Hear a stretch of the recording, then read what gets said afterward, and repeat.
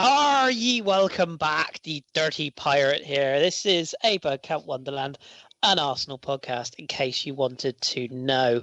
You already know that, let's be honest. I already cocked up the intro once, so that was the second attempt, and quite frankly, it wasn't much better than the first. But that's enough about me. You know who I am. Let's introduce who I've got with me this evening. First of all, he's bold, he's fat, he looks like Dr. Robotnik, he presses buttons. Hi, Danny. Danny. I'm not meant to be on this week's show, Chris. You're here. Say hello, Danny. Hello, Danny, and I should put myself back on mute. Thank you. Just because you're not on the show, Yeah. we still got to introduce you because you do lots for the show. So I get the credit for the show then, being on it? No. Right. Next up, we've got the Lord of the Crabs himself. It's Shitbeard himself, Mr. John Welsh. How are you, John? Hello. All right. Welcome back. Yes, you fresh off of extracurricular New Year's? No, I had quite a quiet one for a change. I had too much extracurricular before New Year, so I had to give it a rest. You weren't anything to do with that fireworks display in the street? No. Well, definitely wasn't you. Okay. Absolutely not me. And you can definitely confirm you haven't had your hand up the puppet of Old Man Ron? I can neither confirm nor deny such things. Fair enough. I'm convinced that's you. Right, good. And finally, it's a man from Merker. We haven't spoken in ages. We said last night, it's almost like an old radio show. Good evening, or good morning, or good afternoon. I don't know what it is, but hello, Mr. Schrader. How are you? I am good. It's afternoon. I'm good. Last day of the holiday vacation, so I'm spending it with three of the best people on earth today. And Danny. Oh, no, that is... Yeah. That's I have to say that because he pays me. If he doesn't pay me, we need to have words. I need to look at my contract again.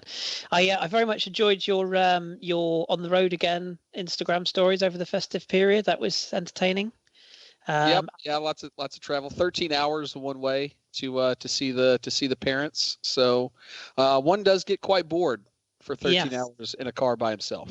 I enjoyed the bridge with the pretty lights. I don't know where it was, but that was cool. So there you go. I would say go and have a look at it, but it's probably dropped off now because they don't stay for very long, do they? But trust me, listeners, it was good. Right. Anyway, that's enough of us because you want to hear stuff about Arsenal. So let's get into it then. Now, since we last podded, we've played just the 5 games. So rather than sit here and go through them all, which frankly would probably make us all jump off a cliff, we're just going to kind of take this podcast in a slightly different direction, bit of an open forum, bit of a round table, have a little discussion about recent events overall and the season so far and how we feel things are going. So obviously it's been quite the conversation of late, both positive and negative. So John, start us off. Where are you at the moment? Where are you at the moment? Where are you how are you feeling Arsenally at the moment? Are you tingling or are you sort of toppling? I'm kind of in the middle. Nothing, not like me to sit on the fence. It's weird because in terms of the league and sort of the position we're in and everything, we're probably about where I thought we'd be. I was hoping the performances would be a little bit better, in particular in defence. I know obviously we'll come on to like certain areas more in depth as we go on. That's been a bit of an issue, but you know, Emery had his 22-game unbeaten run, which was really good. We're 5th. We're hovering around Chelsea, who are at time of recording still 0-0 with Southampton, which is good for us. Hopefully Southampton can get a win. That stuff's all good. The behind sort of the scenes, boardroom level, recruitment, money side, emails being passed to various departments at Arsenal saying to save money and things. That's not so good. So it wouldn't be Arsenal without having something to complain about. Let's be honest. No. You know, I mean, there is obviously some player complaints and things and weird stuff going on with Ozil as well. But on the pitch, results mostly gone the right way. But yeah, still wanting a bit more in terms of performance, or expected a bit more by now, I should say. Yeah, fair enough. We will. I'm sure you listeners will be delighted to know that we will sort of touch slightly gently on the subject of transfers and windows and all that. We're not going to go heavy onto that because, I mean, again, people would probably want to top themselves. But we'll touch on the financial side maybe towards the end. But Jace, let's come to you next. And same question to you, really. Are you sort of are you positive? Are you negative? Are you somewhere in between? I mean, if somebody had said to you on January the 1st, 2019, obviously we're on the second time of recording, that we would be just outside the top four, in Europe, having had a good Carabao Cup run, if that counts for anything, and having beaten Spurs. I mean, would you have taken that overall, or are you sort of more looking at the times where we've kind of fallen apart recently? We're exactly where I thought we'd be. We're just off the top four. I said we finished in the top four. I actually still think we've got a really good shot to do that. This is as expected when you bring in a new manager who's trying to sort of change not just a system or a formation, but an entire sort of culture. And we've heard about, him really wanting to make sure that this team has worked, and they're doing that. It's going to take us a little bit longer to get to probably where we all think we need to be, and I don't understand sort of the lack of patience that people have. It wasn't going to be an overnight thing, and coming on to the preseason, a lot of people were saying, "Oh, fifth or sixth," since we have a new manager. Well, we're right where everybody said we are, so the sky's not falling. Why do we have all the panic going on right now? I don't quite understand that. But we're right where I thought we would be. And I'm just enjoying sort of seeing and figuring out Emery in its own right. And yeah, he makes mistakes from time to time, and yeah, he gets it right from time to time. But this is not – hiring Emery was not about the 2018-2019 season. So let's put our panic back in our pants and just enjoy watching the Arsenal. It's going to be up and it's going to be down. And I said during our 22 unbeaten, I said, look, there are going to be times when we struggle against teams we should beat. And we've done that. So I don't know why we expect to bring in a couple of older players in the summer, change sort of the way that we play and change the culture of the club and not struggle is unrealistic. And we've got to continue to ground ourselves in the fact that this is going to take time. And we just need to enjoy what we can while we can. And beating Spurs 4-2 is something that I definitely still revel in, even though they've beat us since then. But we've got great performances and we've got some shit performances, a little bit good, a little bit shit. Still really defines us. But we're right where I thought we would be. And there's no need to panic because we need to give Emery a couple more windows. And like you said, we'll discuss maybe some transfer stuff later on. But give him a couple more windows. Let him get more of his players in who are actually maybe even have some youth. Unlike what we did in the summer. And I think we'll turn things around. But no need to panic. Let's all calm down a little bit. Yeah. I assume, Chris, you are captain positive as ever. Would you expect anything else? Before I say anything, if Danny's got a pen, sometimes maybe good, sometimes maybe shit is the title of this podcast for definite. So you can put that one in now.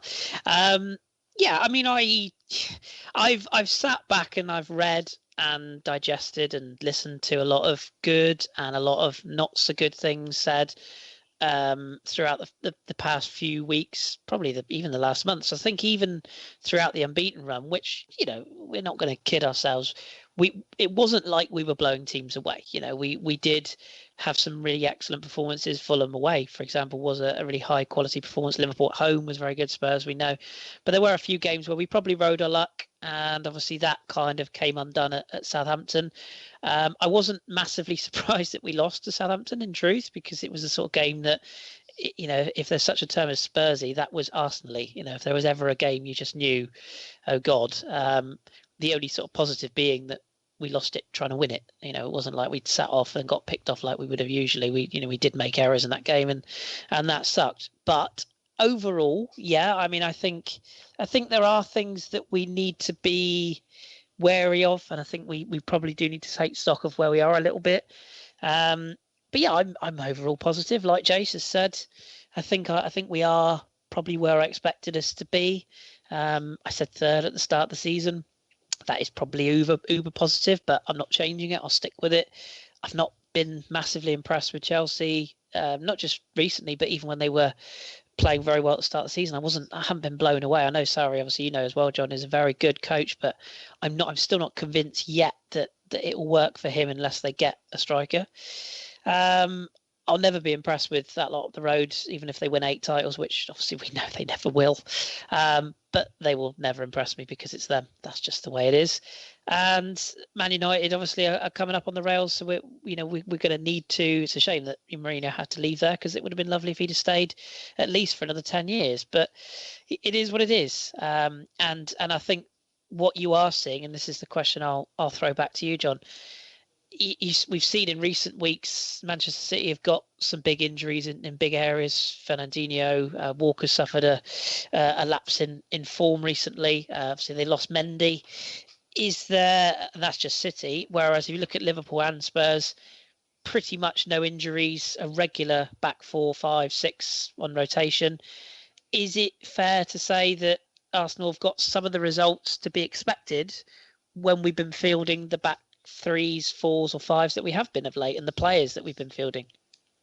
I mean, in some of the games, yes, I think that's fair. But it's not that I'm expecting the players that have come in or, where we've had to put Maitland-Niles at wing back, or we've been playing Kolasinac, who's great going forwards, but defensively is a bit suspect. I'm not expecting Maldini type performances from them. But I am at least expecting some level, at least mid-table Premier League defender performances, which we aren't even getting at times. And that's the one thing, you've got to give Emery time. Obviously, like Shredder said, I'm not expecting him to work miracles or to have us competing for the title already or anything like that. It's ridiculous. He needs transfer windows, and to be perfectly honest, out of the signings we've made so far, I think probably Guendouzi is the only one that's actually his. I think the others were pretty much done or near enough confirmed by the time he'd been given the job. But some of the defending against Fulham, although we won the game 4-1, the defending in it was comical from both teams, to be perfectly honest. We looked as bad defensively as Fulham did, which is a worry. The amount of goals we've conceded, and it's not. If you're conceding tons and tons of goals and it's, say, against the Liverpool or someone who are in fantastic form at the moment and have got a, very, very good forward line, you kind of get it. But it's the way we're conceding goals, the teams we're conceding to, the type of goals. They all seem to be very basic defensive things. That the one thing that Arsene was criticised for was his lack of coaching in defence. The one thing? Well, okay, one of the many things he was criticised for, and Emery came in with this. I obviously at PSG it was a different kettle of fish because they were the big team and were going to play most teams on the park. But at Sevilla and the other teams who've been in Spain, he was, they played nice football, but he was also very pragmatic. And if he knew they weren't the better team, they would be more defensive and more solid, and they were quite sound at the back tactically as well. And that hasn't shown up for me yet in the team at all. Now, I know there maybe Mustafi and Socrates and, Koscielny and whatever aren't his players or the sort of defenders he wants. They're not terrible defenders, though. Like, don't get me wrong, they're not world beaters, but they should be defending better than they are. And the fact that he still hasn't improved that is the one thing that I'm disappointed in. If it was the first month of the season he'd been here, I'd be like, yeah, okay, he's got to take time to work with them. But it's been a long time he's been at the club now, in terms of just actual coaching from day to day with them on the training pitch, and very basic things from like set pieces, open play. It's just not there at all yet. So I'm not. I'm not exactly sure what he's trying to do on the pitch with the team. I know, like you said, it's been hampered a little bit by injuries in terms of what you can put out there. But I'm still not exactly sure what we're trying to do when we go out on the pitch. Yeah, no, that's fair enough. And Jace, I was sort of say to you, we look at in particular the probably the two bad defeats. We look at Liverpool away more recently, and probably the Spurs game where we were fairly comprehensively outplayed. But as always, they get no credit. But I mean, if you look at that sort of defence and the setup, what do you think has changed? I mean, excuse me. John was saying there, it's not necessarily just the personnel. It's also about the coaching. My only riposte to that slightly is that things did seem to be working better. I wouldn't say we were flawless, but we seemed to be organised to a degree. We seemed to be able to keep games to sort of one or two chances conceded, 1 or 2 goals max, and we would outscore the opposition earlier on in the season. All of a sudden now, we are seeing some Keystone Cops defending, and one thing that has really shown up of late for me is the fact that we're essentially playing players for a half just to get them out there. Mustafi, Koscielny, Lichtsteiner. There's a few that seem only capable of playing a half. So we are, to quote Harry Redknapp, down to the bare bones. Is there an argument that you could say that there has been an improvement and that we've just had a sticky spell? Or do you sort of stay where John is and say that we've actually not really moved on and, the style of play is very similar? I think it may be just this may sound contradictory, slightly a bit of both. We're not going to become the best defensive team or even the second or third or fourth or fifth or eighth best defensive team in the country after 6 months of coaching. Especially when you really look at the players, that have come in with Socrates and Lichtsteiner. They definitely have their own stints, but still a lot of that defense and a lot of that attitude that our defense has is still from the Wenger era. And I don't want to just necessarily, take a crap on the man's legacy here. But there's a culture that you have to get out of, again, especially defensively, that we're still overcoming. So that's one aspect of it. So it's not going to be overnight. Then you compound that with injuries and players having to come in. And I believe probably the only reason you're seeing them only play a half is because they're not at full match fitness. They may be at half match fitness, and that's what we're having to just try to do is just throw somebody on, do a job for 45 minutes so that you can get some match fitness, and then we'll sub you off. That's due to the injuries. And then I think a part of it is I do think we've actually improved. And I know some people on Twitter and in social media and in other WhatsApp groups that I'm in as well have talked about how we don't seem tactically any better. And I actually think that that's false. I think that tactically we're putting ourselves in decent positions defensively, better than we have in the past. It's still not perfect by any means, but we're still making those same rash individual errors of, I'm at the near post, I'll let this ball go over me, and the guy at the back post will take the runner. Those type of decisions that we're still having trouble with. It's not positionally necessarily, but it's just those little moments of go or not go, and that's where we have the biggest issue. And that was, I think, still one of our bigger issues under Wenger. I do think that's slowly being coached out of them, especially if you tend to believe all the video sort of video training that Emery does, especially as homework for players. I'm sure, Koscielny's probably, not Koscielny, excuse me, but Mustafi's probably got 85 gigs of mistakes that he's made from this season on a thumb drive at home that he's supposed to be watching. That being said, I still think Koscielny is a good footballer. He's a poor decision maker. And those two things, are mutually exclusive at times, and you wish that they would fix each other. At the same time, though, I think, again, we're seeing some growth. The fact that our growth has been stunted by all the injuries, an aging back line that even when they do come back for injury, it's going to take them a little bit longer to get up to pace. It's definitely hurting us. Not buying a younger defender, in the window is definitely coming back to haunt us. And at the same time, it just seems to be we've had some freak accidents that just happen throughout the course of a season. You got to overcome them, and you layer all of that I just said on top of this is Emery's first time that he's ever had to deal with sort of holiday fixtures, a congested fixture list. So he's having to.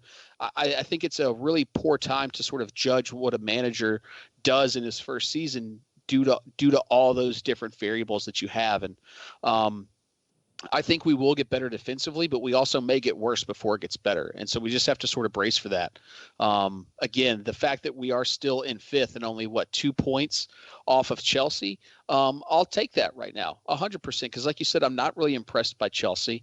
City and Liverpool are still going to run away with it, and Spurs are going to be Spurs, and they're going to put some pressure on at some point, but they're going to fade away at the end. So, yeah, I'm happy with where we are. And defensively, yeah, it sucks right now, and it doesn't look like there's any hope, but there is, and hopefully we can address some of that in this transfer window and go out and get a good young defender in who can actually maybe help us a little bit. So yeah, I'm not going to panic at all. I just think there's a lot that goes into it other than just saying all the players are terrible, or it's the system's fault, or there's no one thing that this is down to. It's layered and it's nuanced, and we need to understand that as a fan base. Yeah, I tweeted the other day, and I just said the word after the Liverpool game, the word perspective. It does sort of make me chuckle when people sort of, just in my opinion, tend to go a bit over the board after one defeat. When I'm not in any way comparing us to Man City, so please don't think I am. But it's funny how they can lose 3 games, one of which was at home to Crystal Palace, one of which was away to Leicester. Can you imagine Arsenal's fan base if we lost those 2 fixtures, and yet their fans sort of shrug it off and go, well, we did nearly lose to Palace. Well, yeah, there is that. But we didn't. But and City did. But I would say the difference is, you look at Man City, they've conceded 16 goals all season. We've conceded 31. Oh, yeah. We've conceded more goals than Watford, Leicester, same as Everton, more than West Ham, more than Brighton, Palace, Newcastle. We're only 4 goals off of what Huddersfield have conceded this season. That is not top 4 level defensively. Man United have conceded 1 more goal than us, and they've been an absolute clown car the whole season until Mourinho left. The only argument I'd ever have to that is if we ended up, not even winning a title, if we ended up finishing 4th, scoring 160 goals and conceding 185, I wouldn't give a monkey's. It's the kit, but I also take the point that teams are built, on defence. Yeah, well, I'm not saying we should, I'm not talking about winning the league, obviously, but defences do win your leagues. But the better your defence is, that generally speaking, the higher you will finish up the league. Obviously, you do have to score goals in that. But it's the fact that I haven't seen an improvement at all from last season in the defence. And it's not just the defence, it's the midfield in front of them as well. But how realistic is it to see that much of a difference in such a short time with the injuries that we've had? I don't think it's unrealistic to ask for basic improvements. There's some of the goals we've conceded have been we said before, Chris coaches the Sunday League team. Overhaul. Oh, well, I think we need new personnel, but 100%, because it's the decisions they make, not the system, not anything. The decisions they made aren't. I'm not saying it's the system, but I still think you can still coach those players better. You've sort of stolen my thunder there, Jace, because the one thing I wanted to ask, I'll ask you both. I'll go at it from 2 different angles. To you first, John, there's 2 players in particular that get an awful lot of stick. If you could throw Kolasinac in as a third, but I think anyone could see that he's actually improved. I think he's still defensively susceptible, but he's improved. I don't think he's any more defensively susceptible than Hector Bellerin, who I also love, but is not a brilliant defender. It's kind of a modern day wing back. Absolutely, yeah. What you get going forward, you might lose a bit defensively. But the 2 that stand out, that get stick week after week after week, regardless of whatever they do. Mustafi is obviously one, not a big surprise, and Stefan Lichtsteiner. Now, when we signed Lichtsteiner, obviously you follow Italian football closely. I've sort of dipped in and out a bit this season, but overall, I like to think I know enough to form an opinion.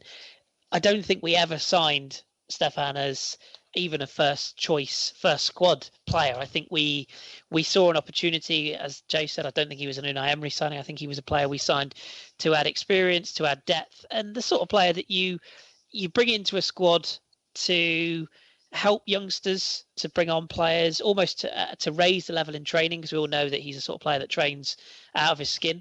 and maybe to play the odd game in the Europa League, to play the odd last 20 minutes when we're, 1-0 up and looking to close out a game, put him on sort of, in front of a right back. I'm not saying that defends some of the mistakes he's made, because I do think that Premier League has caught him out at this age. I think 5 years ago he'd have been fine, but he is a player that's clearly lost a level. And Juventus don't let crap players go, don't let good players go easily. So are those two just scapegoats? Are they just both poor defenders? I mean, Mustafi, it doesn't seem to matter who manages, coaches, or strangles him. He goes to ground regardless. And as you mentioned I wouldn't accept that at Sunday League level. I mean, it's just in terms of Mustafi, if Rob Holding was fit, I don't think Mustafi gets in the team. Yeah. It was a big blow, wasn't it, to lose Holding? Yeah, losing Holding was a big blow. Don't get me wrong, Holding made some errors as well this season. But I think when you look at the fact of his age compared to Mustafi and Socrates and experience, then you kind of let it go, and it's going to happen with a young defender. But he looked the most solid and most sound out of all of our defenders. Mustafi, for me, the sooner he's out of the club, the better, to be perfectly honest. You feel it's just too late now. You don't. Yeah, I can't see any redemption for him. He had plenty of time under Arsene. Look, everyone knows defensively, Arsene, that wasn't his quality. It was all about attacking and forward play. Fair enough, and he brought us wonderful things with it.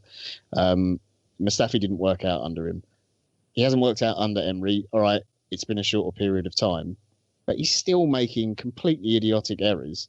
And as much as Unai might say, I took him off at half-time and it was tactical and things like that. We've seen that his substitutions sometimes have been because a player is playing so badly, I will drag you off at half-time and change the system completely if I need to, because you're an embarrassment. And frankly, he has been in games.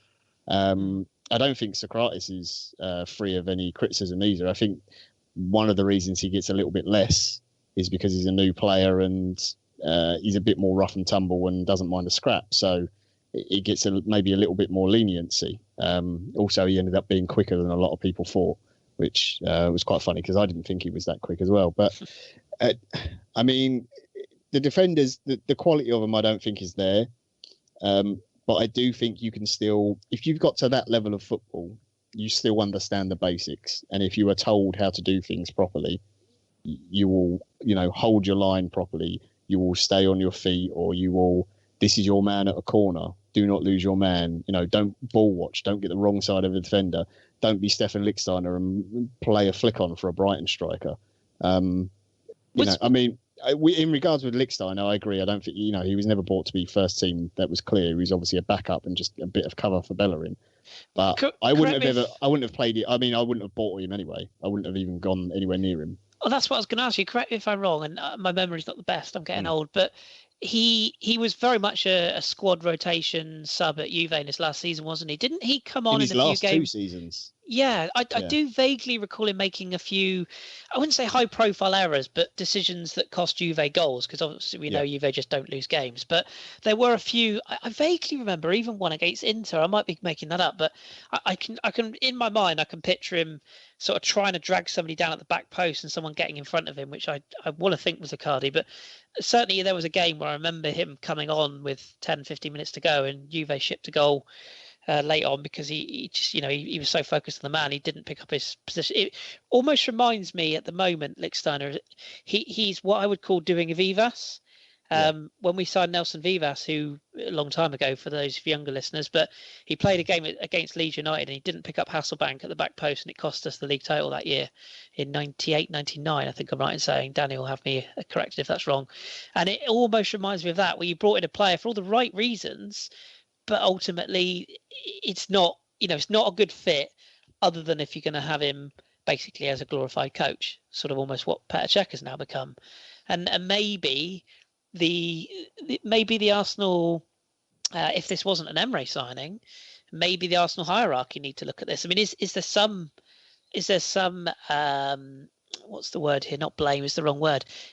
Could he even have been a player that Arsene Wenger identified and said, actually, we could get something out of this, and they couldn't pull out the deal? Because Juve are not the sort of club that'll go, oh, fair enough, you don't want him anymore, no worries. They would have, deal would have been done in January. Yeah. Oh, of course, yeah. So he was leaving anyway. Yeah, I mean, the whole thing with it, I get the sort of, if you look at it, you go, okay, he's an experienced guy, he's won titles, that kind of thing. You're getting him in as a bit of cover and experience in the dressing room. Makes sense. But if you ever watched his performances, particularly his last year at Juve, where he didn't play as much and he was more of a, an impact, well, not an impact sub, sorry, coming on as a bit of cover and things like that, or playing cup games. And the season before that, where he played more, but again, he was still making mistakes and errors. He was done. It's like you said, Juve let bad players go because they're no longer useful for the club. Now, we're obviously at the moment not at Juventus's level, but you still don't want their cast-offs, essentially. And I just think it was bad management. Again, I'm not having a dig at Emery. This is all like behind-the-scenes things. And I think Guendouzi was genuinely probably the only signing that was made by Unai. So,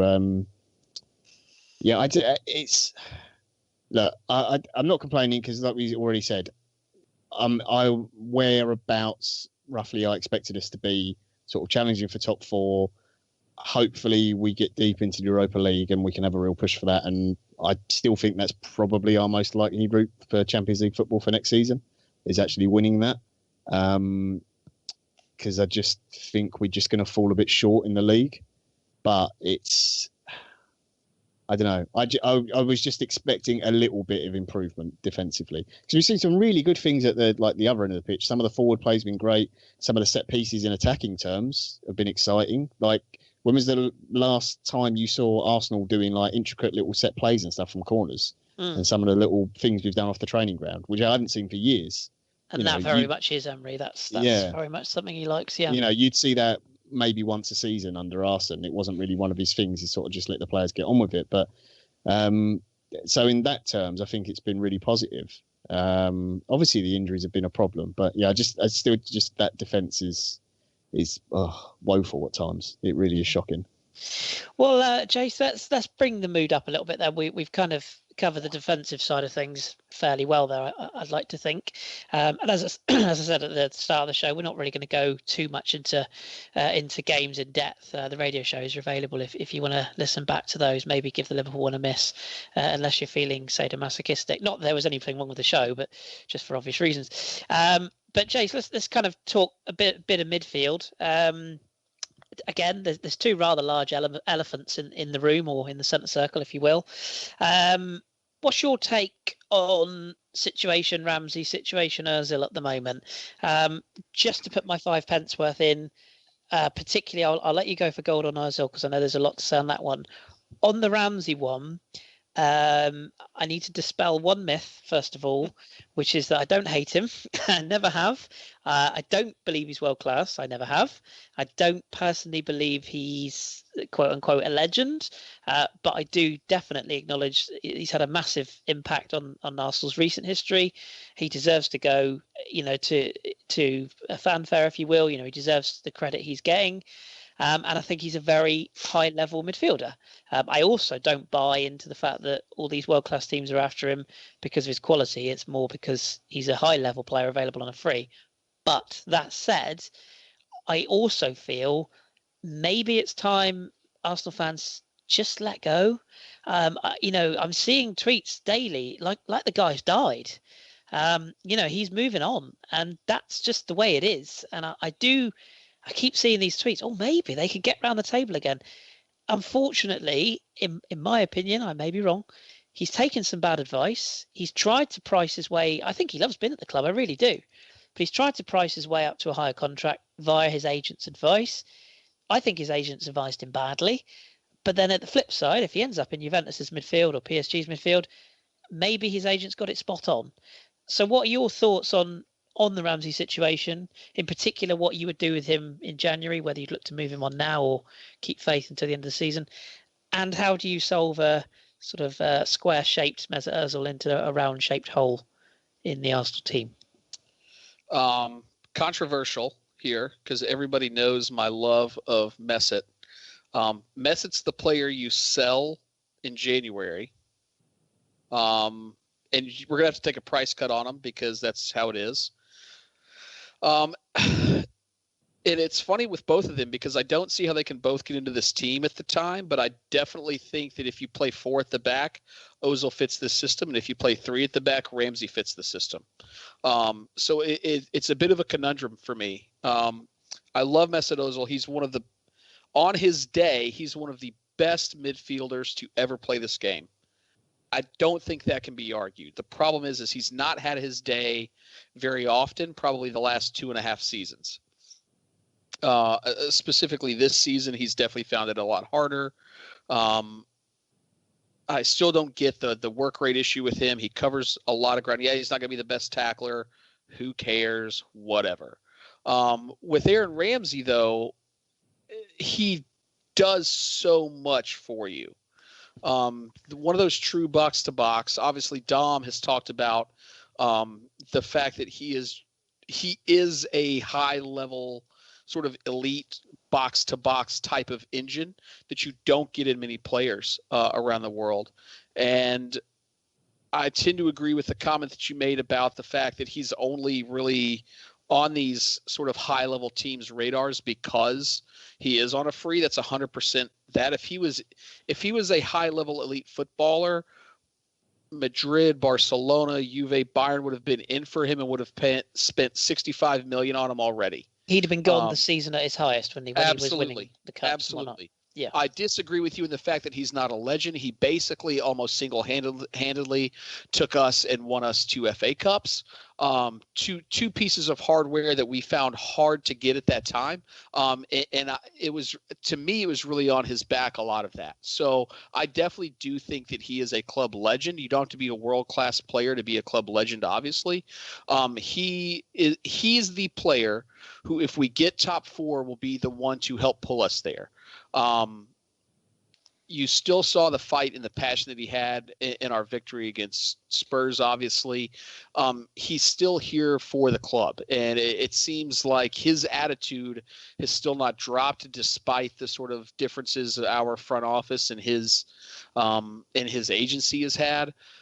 He's the player who will help get us over the cusp this year into Champions League more so than Mesut Ozil. I know John's over there rubbing his hands and probably smiling because me and him have gone back and forth on this. Paul, I'm ready for my rebuttal. A few different times over Ozil, and it's hard to concede now that the fact that Ozil's just not the player that we need. And Ramsey has continued to come on, whether it be off the bench or as a starter, and continue to perform. And I think that's the most important sort of piece of this, is the fact that somebody, despite a situation being difficult, has continued to perform, and somebody has not continued to perform. And we have to have people performing at the club right now if we're going to continue to push on and try to get back into the top 4 this season. That being said, if we can get any kind of money for either one of those players in January, it's going to be hard to pass up. And John, I will let you rebut, because I know you're probably over there wringing your hands to part of this, but also about to try and smack me down with another part of it. No, not like everyone obviously has their different opinions on Ozil and Ramsey. It kind of annoys me that the two end up being like linked in conversations all the time. As if like you can't have one without the other or something, because they played together quite well for the time they've been at the club at different periods. So a couple of things first, to go back on what Chris said. I agree with you, Shreds. Ramsey is a legend. He's been at the club 10 years, highest goal scoring central midfielder, a record that's not going to be broken for a very long time. Sorry, Chelsea just didn't get a penalty they probably should have. That's hilarious. Wait till Shaka keeps getting into that box-to-box role like he was this weekend. Playing 2 roles at once, yeah, the poor git. So I do think he is. Is he world-class? No, probably not. I don't think Mesut Ozil is world-class either, though, which I know some people will be ripping their hair out going, what is wrong with you? Agree, on his day he is. Difference is world-class players are consistent and they put it in all the time. Mesut Ozil hasn't put it in. He put it in for 60 minutes against Leicester since he signed his big money contract. That's it. That's not good enough, you know. And I agree with Shredder. If you're going to sell one player, then it is Ozil. The problem is, I don't think he wants to leave Arsenal. His agent's come out today and said, look, he's committed to the club and everything else. And I think the 350 grand a week is the reason why he's committed. I'm not saying he doesn't like Arsenal and he doesn't respect the club or its values or anything like that, but he's not going to get paid that wage anywhere else. There is a reason no big clubs are coming in to sign him.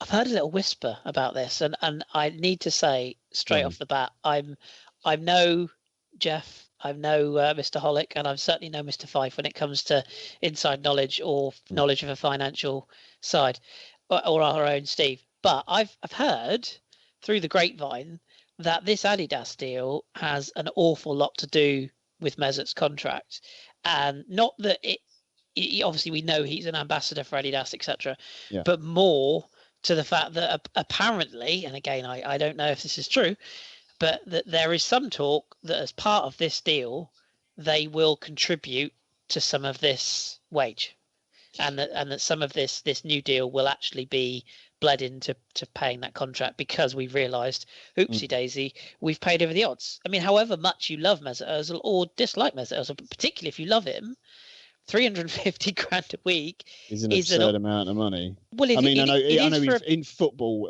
all of the wages are absurd, aren't they? It's a lot for a player who's not got a whole team built around him. If he was playing every week and you put your eggs in that basket, you said, you know what, no matter what happens, ironically, almost like what PSG had with Neymar under Emery, if you basically say, the owners say, right, you got this player, I really don't care if he doesn't do shuttle runs or doggies back and forth 10 times a game. He's our best player. He's our highest marketable earner. I want him in the team. Yeah. And then basically the fans can then say, well, we can have our opinions all we like. Tough shit. When, everyone accepts Kroenke runs the club the way he does. If it's written into his contract that you build a team around him, then, I've said all along, I don't care what he's paid. But if you've got an asset being paid that much, who, like Jay said, I love Ozil as well. But I'm starting to look at it and thinking, I'm not convinced that some of these injuries are injuries. And without they're not. delving, it's nonsense to think they are.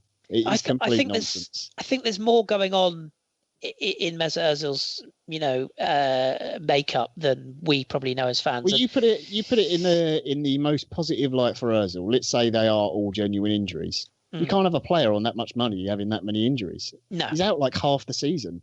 And when he does play, he's been, let's be honest, pretty average. Well, Jack Wilshere, we wouldn't sign him to a new deal because he couldn't prove his fitness, and now he's at West Ham and he's injured. You cannot do that. You also look at the fact that I know there's differing opinions on Ramsey and the whole contract thing. The contract was on the table and then it was pulled, and it was obviously on the table for a while, and he was ready to accept it.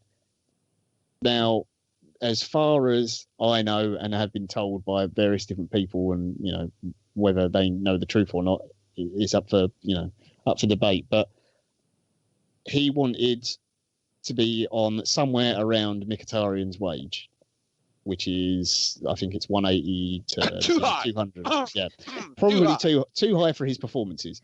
But if you're Aaron Ramsey, you're the longest serving member at the club, the amount of goals you've got, the assists, the performances you put in regularly, I don't think that's an unfair thing to ask for.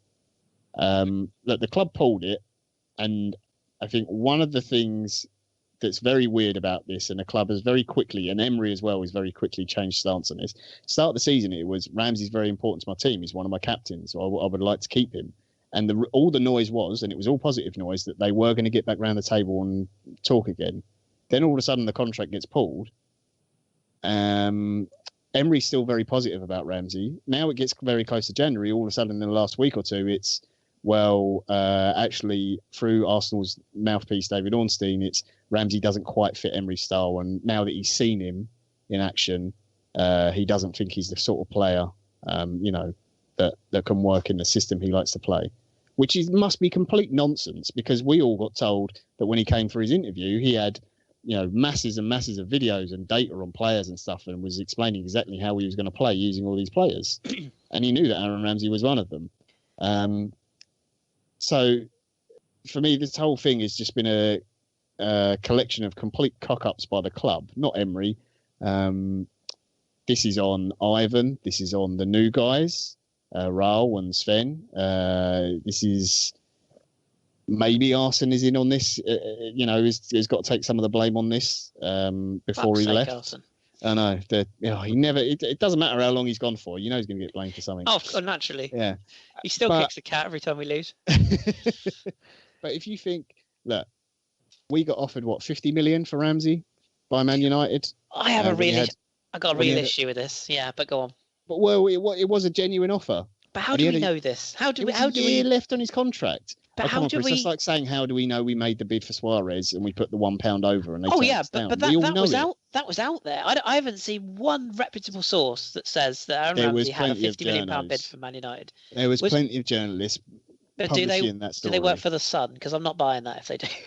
Well, the Suarez story was in the Sun as well. But do you not think Ornstein would have known if that had been the case? Do you think Arsenal would want to let it be known that they turned down a bid for 50 million for a player that has got a year left on his contract and then they're going to let walk on a free? But then maybe at the time they didn't intend to let him walk, and at that point it would have been good PR to say, look at the clubs we've turned out. I don't think that would be good PR. It's Arsenal generally, any of those sort of stories, they always keep quiet. Like the fact the Suarez one got out was that was ludicrous. And it was Liverpool that let that out. Otherwise, that would never have been in the papers. Arsenal do not let stories out. And Man United also generally don't like having transfer stories out unless it is a successful purchase of a player. Then they will gladly gloat about how much money they've spent because they're the big money club and they make so much revenue and stuff. And they're proud to brag about it.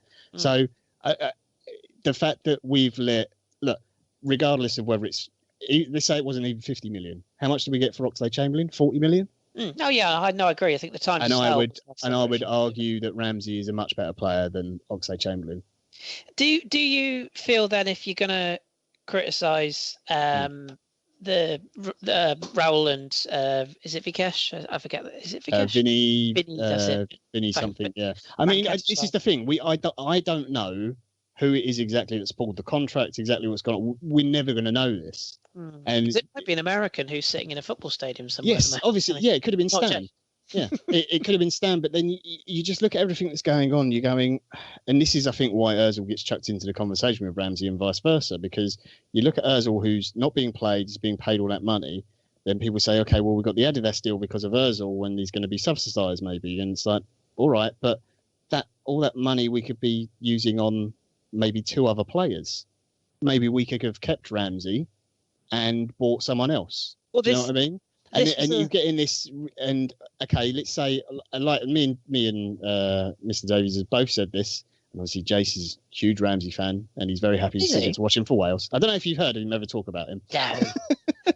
But obviously, okay, let's say it's genuine, and Emery's gone, okay, I've been here a couple of months, you know what? Despite all the video I'd seen before, I've seen Ramsey in training. He's not quite what I thought.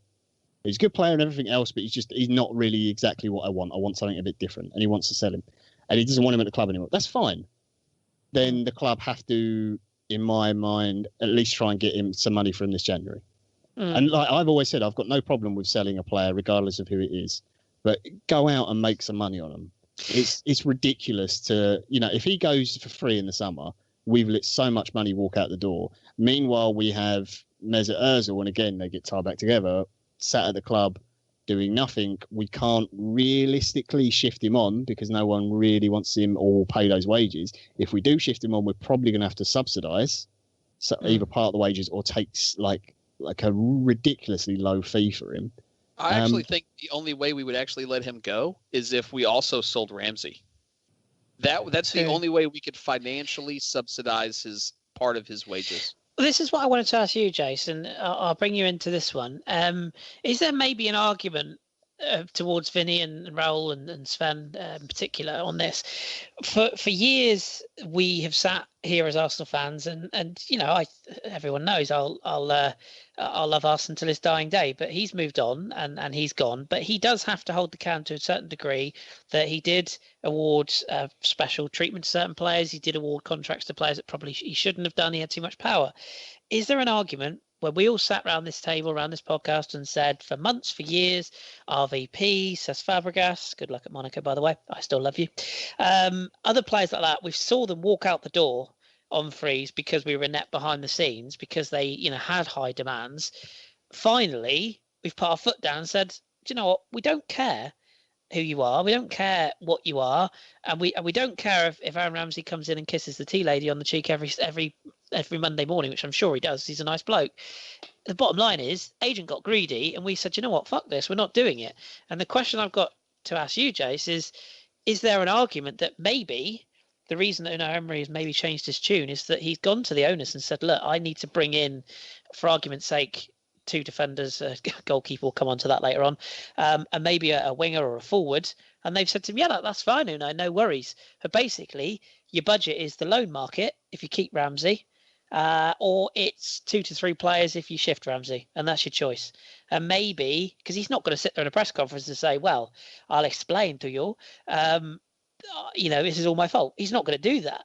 He's going to play the party line. So is there an argument that if if it was a choice between keeping one or bringing in 2 or 3, for argument's sake, Guendouzi's, is that something you would support if that was the case? Personally, yes. Sadly, I don't speak for the rest of Arsenal fans. I would 100% be okay with shipping out Aaron Ramsey if we brought in a couple of youngsters, because we as a team are getting older, and we've seen what it can do to your defense. And if you're going to bring in and blood youngsters, this is the season. This is, as Unai Emery, you go, okay, like, I get a free pass on year 1.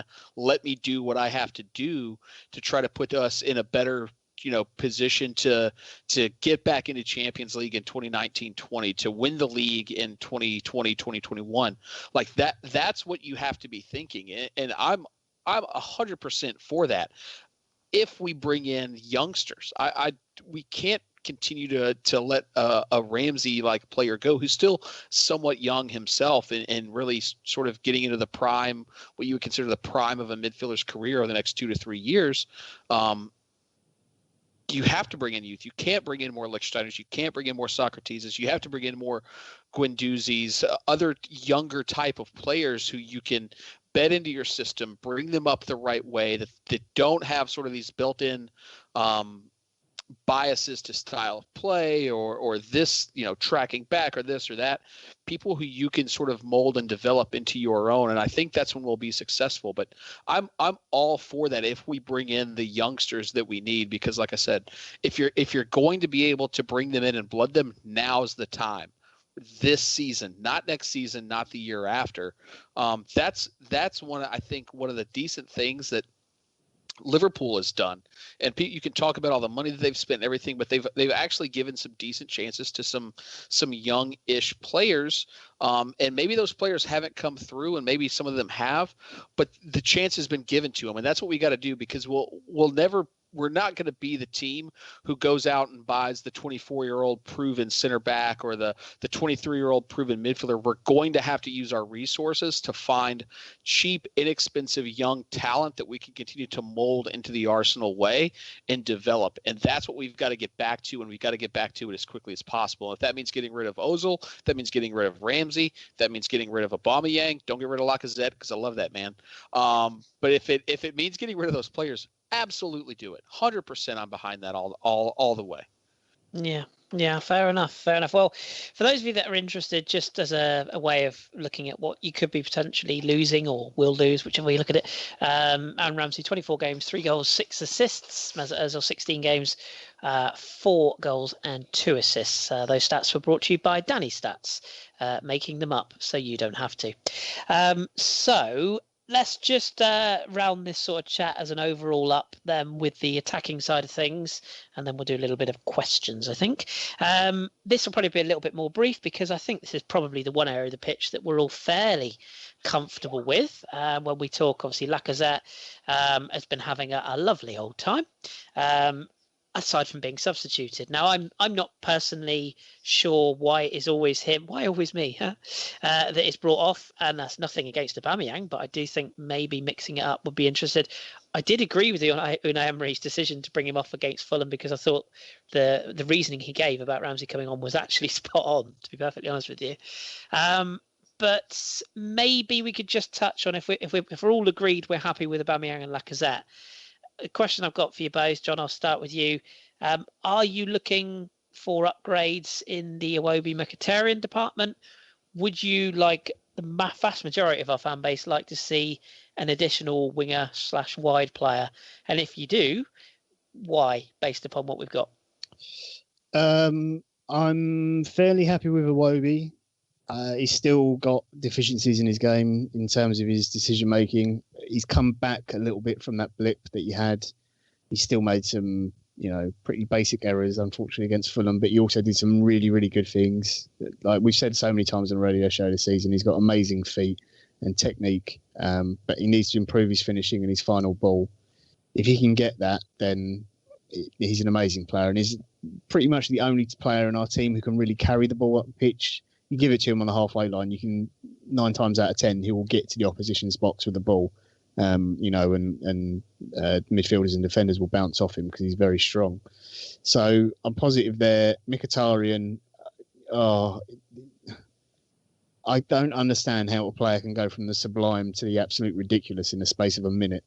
He can have an absolute worldie of a shot and put it top bin, and then in the next second fall over his other foot. You've never seen me play, John. I was going to say, have you seen Lukaku play football? Well, he unfortunately scored tonight for Man United. He did a very Lukaku goal as well. He almost fell into it with it. Anyway, Mkhitaryan is someone who. So speaking of players to sell and whatever, if there was one I could get out of the door quicker than Ozil or maybe even Mustafi, Mkhitaryan would be top of the list. I really do not like him. It didn't work out for him at United. Maybe that was the manager he had there. I don't think it's really worked out for him at Arsenal. Yes, he's put in some good performances, but I think the money is on the weird contract he's got that when he gets to, I can't remember what point it is, but if we want to keep him, we have to double his wages, which is never going to happen because I know we give Ozil stupid money, but we're definitely not going to give it to Henrik Mkhitaryan as well. So I just think that needs an upgrade. I'm not sure we need a ton of players in those areas. It depends what happens with Welbeck. Are we going to give him a new contract or not? The noise at the moment is no. That's pretty much what the club has said. If that is the case, then we will definitely need at least one, maybe two. I think Reece Nelson, the way he's been playing in Germany, he's going to be coming back next season. That's something you do have to take into consideration because I would see him at least pushing for or challenging for a starting position if we're going to play with sort of wide or inside forwards or whatever you want to call them. So I don't think there's too much wrong there. Again, it sort of circles back to what happens with Ozil, because if he goes, then we're fundamentally short of creative players. I think a little bit, but Mkhitaryan is someone I would not keep faith with at all. Fair enough. I might chirp in on that in a second, but Jace, what do you reckon? I mean, is there upgrades for you? Is there areas you'd like to improve? I mean, obviously, a lot of our fan base are talking about this winger, this wide player, but we don't really play with those wide players, so I'm not really sure where he fits in. So, what's your view on that? I don't. There's definitely upgrades to be made over Mkhitaryan. I think Iwobi, still a young player. Also, one thing, when did we expect Arsenal players to be perfect? And never make a mistake? I bet if you look back and watch some old matches from even the Invincibles, I'm pretty sure Vieira maybe gave the ball away from time to time, maybe not at the amount that we're doing now, but no players that Arsenal is going to sign is ever going to be perfect. So let's get that out of our heads as well. The fact that for some reason we have this unreal expectation of our current players, and it sort of baffles me. I'm not quite sure, like John said earlier, I don't really know what Emery's trying to do yet, so it's hard to comment on what we would need, or yes, a wide player, no, a wide player. We seem to actually have our best attacking options through wide play, through Bellerin, through Kolasinac, through Nacho. So I definitely think a wide player would actually be good up top. That maybe specifically if Kolasinac has to play left back, and we can, maybe let him sit back just a little bit more and not have to get as far forward.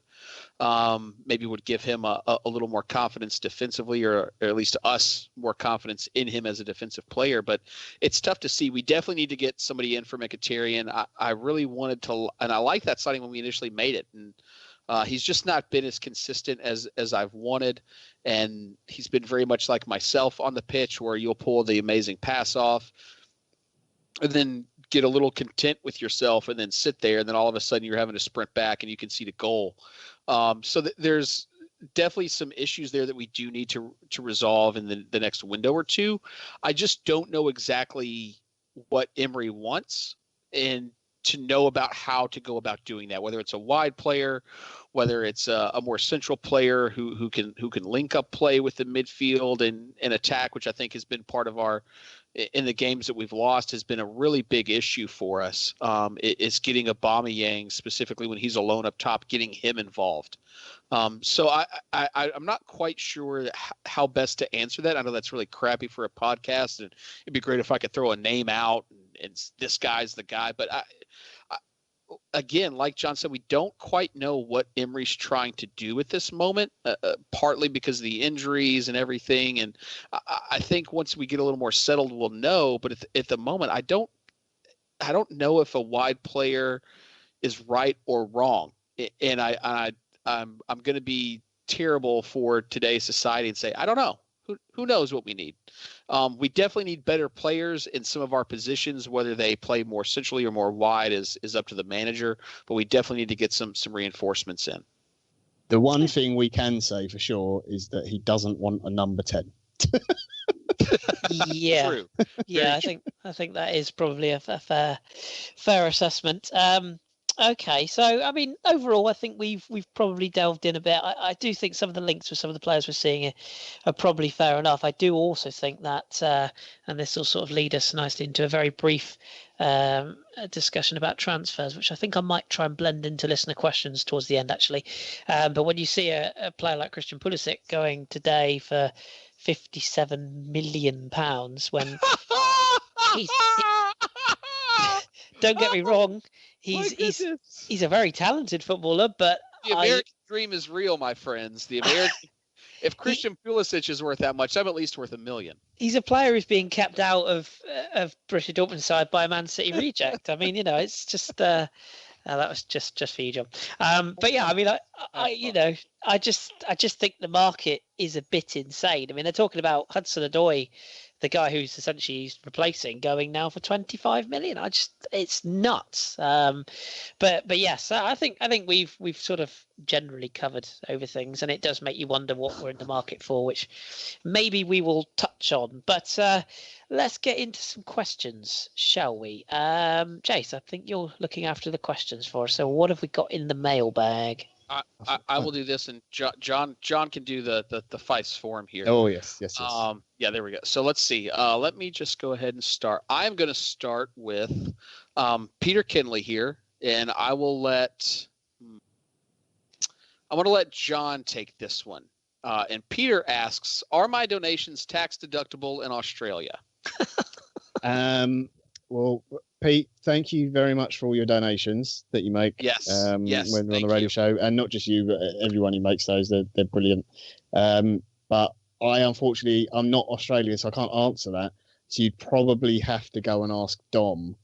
He is our resident Aussie, so he knows all about your dollary doos and what you can do with them and what you can't. I think they're called dingo dollars, aren't they? Isn't that yeah. right? So I'm sure if you ask Dom nicely, then he'll probably give you a tax deduction on those. And congrats, Pete, on the latest belt. I'm sure I saw Pete one. He's I want to say it's judo or taekwondo. Oh, I'm going to get this horribly wrong. Anyway, the martial art that Pete is currently training in, he's just got fairly recently got his next level belt. So well done, Pete. Saw that on the old Instagram. Okay, cool. So there you go, Pete. That's your question asked. What have we got next, Jason? Let's go to. I'm going to go to. Let's see. Who do I want to go? Let's go with Miko. And I'm going to go to you, Chris, on this. If there's not a lot of transfer funds available this January, have you got any Kim Kallstrom type loan deals in mind that the club should aim for? Preferably players without broken backs, though. Is there a Kim Kallstrom type of player? I know he was a little older when we brought him in as well, and we've seen what bringing in some experience looks like when we did that in the summer on more permanent deals. Yes. But do you think that there's a sort of that 6-month deal for? I'm not going to say an older player. I'm going to use the experience line. I'm going to use the Pornhub term that I'm sure John's more familiar with, which is a mature type of player who we could bring in on loan. That wasn't even in the top 10 searches for 2018. Is it not? MILFs who can play at left back. Yeah, well, I suppose this does sort of open this box marked transfers. I'm really confused by. I can't decide whether the club are just pulling a really clever game PR wise here, or whether we really are a bit skint, because I've got it on very, very good authority that we did test Lille for Nicolas Pepe by offering £38 million, not just €38 million.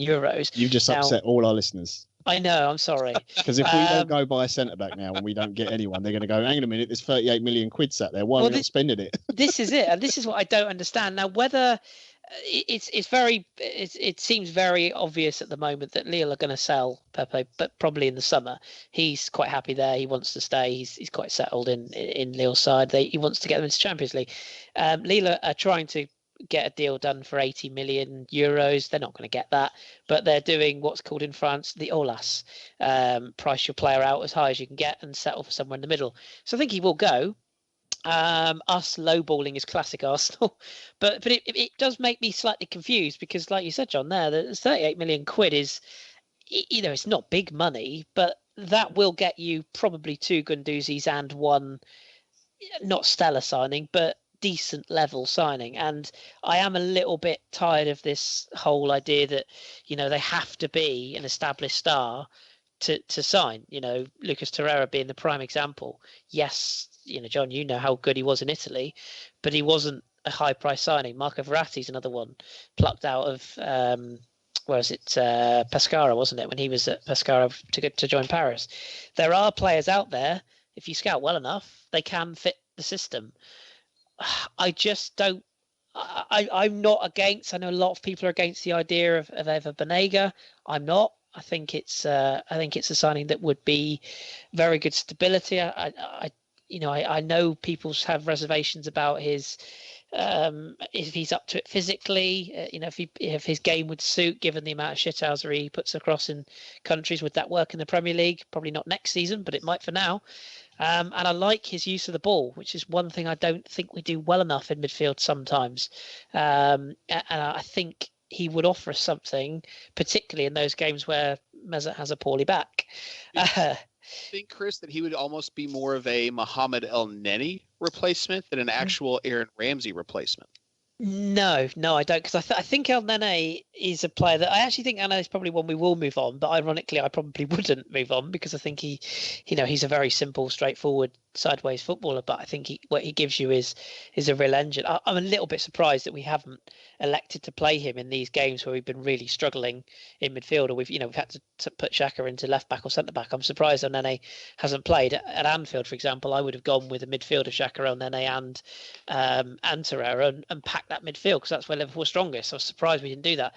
But that said, I think Banega would be more of a midfielder with a creative license to do what players of his ilk do, and that is patrol that sort of edge of the box, make the sort of killer passes in the final third, and retain possession well as mix it, which obviously we're never against that. But that said, that's one player potentially we could look at, and then there's the defence. And I just really don't know. This talk of Gary Cahill, again, I don't think it's a signing that is. I'm not against it in that it's a body with legs and it might be able to defend sometimes. That's probably more than we've got now. He's easily an upgrade, Chris, on Mustafi. I think he is, and I actually think it's not. Yeah, I actually think his style would complement Koscielny and Sokratis quite well, ironically. And the one thing he is of course, is Premier League ready. I mean, ready is a loose term because he hasn't played football in 6 months, but he is a player who knows what it takes to win at this level. It's almost Peter Cech again, isn't it? But in defence. Yeah. So I wouldn't be against that. It's ironic that we would possibly get the player we probably should have signed for 12 million when Dick Law went walkabout all those years ago. Plus, if we did sign him, if we sign him, he's one injury away from playing again with Peter Cech, so they would have that rapport again together. Yeah. If Leno and it's experience, and it's a former England international. I mean, just going back to the listener's question, I mean, loan deals or Kallstrom deal, I'm struggling. I mean, normally I can pull out a few names from leagues and say, yeah. I think I put in the group the day, Danny laughed, was like, this is where we need a Matteo Debucci, who's been brilliant since he's gone back to France. But yeah, I mean, I really don't know. Sorry. Well, naturally. But I really don't know. There's a few young talents that I would certainly have a look at, but they wouldn't be ready now. No way. Malang Sarr I've mentioned before. Any in Italy, John, that you can think of? I mean, people talk about Kado Koulibaly. I mean, that's a non-starter. No, that's never happening. What about Manolas? I mean, he's always been one that I've looked at and thought it would cost you a fair amount, but we can't afford that. Not even in the summer. If we're looking longer term, I would assume he's going to be 40 plus, something like that. Imagine that Greek sort of Colosseum at the back with him and Socrates. That'll be. But yeah, I mean, like, you're never getting Koulibaly. The sort of prices being banded around for him are obscene at the moment. Danny's just put Joking in the chat box as well. I mean, to me, he's past his best, though. That's the interesting one that came up today actually was Nkulu. Yeah, I'm not liking that at all. Who's at Torino now? He's doing okay there, and he's 28. He's younger. Cahill apparently might be signing for Fulham now, so we may have all missed out on that as well. So to join Callum Chambers, who he can't afford to bring back. Yeah, I don't understand. Sorry, I know we've got other questions, and we'll get to them. I just want to say this quickly. I do not understand what is going on with the money, because we apparently have none. We had the email go around where all the departments have got to save money. Yet we've, made that offer for Pepe, then we got no money. We desperately need a defender, and now we're being linked with Keylor Navas for 16 million. That's an odd one, that, isn't it? I mean, Keylor Navas is a good goalkeeper. I'm not saying he's not good. He's a very good goalkeeper, but I don't get why. It's like it's a nice player to have. It's great, but there's areas that really need work a lot quicker. But John, if the broom is broken, you just go buy a new vacuum cleaner. I think there's two reasons why this might happen. One is David Ospina, one is Emi Martinez. David Ospina has apparently got an offer on the table from another Serie A club to leave Napoli, because he's on loan, isn't he, at Napoli? Yeah. And his shirt's been taken by Meret, the young French goalkeeper, or young Italian goalkeeper. I think there's talk that another Serie A club, who I don't know, have offered him a permanent deal. So that could happen. And again, funds. So we get about £4 for him. And apparently Emi Martinez has two Spanish clubs that have said that they will sign him and give him first team football in January. So maybe two are going out the door. But I don't think, is Keylor Navas going to leave Real Madrid, where he's a reserve, to sit on the bench, or not even maybe? It's got Viviano written all over it, hasn't it? Another goal. I don't understand the signing at all. Like, is it that, are we that desperate for a backup goalkeeper? I mean, there's an argument he's better than Leno.